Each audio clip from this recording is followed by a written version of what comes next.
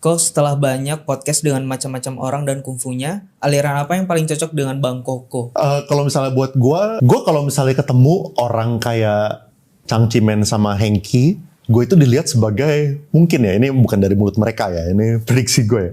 Gue itu mungkin dilihat sebagai orang yang sangat konservatif. Tapi kalau misalnya gue ketemu orang kayak Andrew, mungkin Andrew ngeliatnya gue sebagai orang yang lumayan agresif gitu. Soalnya gue main itu di dua ekstrim. Ya, contoh kalau misalnya sekarang lagi pada ATH gitu ya.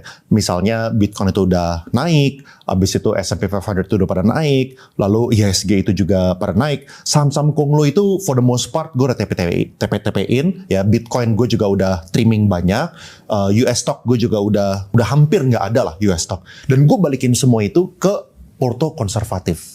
Jadi kalau misalnya teman-teman ngikutin ya, gue itu tuh investasinya lumayan diverse. Salah satu video pertama gue itu di saham US. Ini di akhir tahun 2022 ya. Itu waktu masih videonya Overpost masih cupu lah. Jadi gue itu intinya gue kerja, dapat duit dari usaha gue itu. Waktu saham US itu jebol, gue tembak ke saham US. Lalu begitu saham US rally, gue mulai TP-in gitu kan. Abis itu gue lihat Bitcoin. Bitcoin itu waktu di 30-an ribu, gue tembak gede di situ.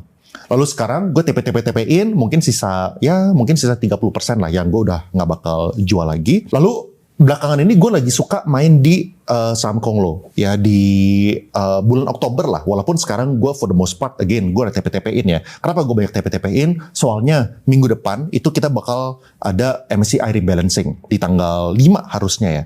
Artinya waktu MSCI rebalancing ekspektasi gue untuk saham-saham yang gue memiliki high conviction ini bakal masuk ke indeks itu bisa gap up. Tapi untuk saham-saham yang tidak berhasil masuk ke MSCI ini bisa terkoreksi abis-abisan gitu.